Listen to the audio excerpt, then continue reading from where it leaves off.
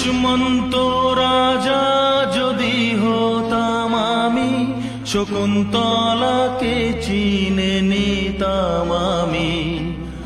আংটি থাকুক না থাকুক তার আঙুলে, যেতাম না কখনো যে তাকে ভুলে।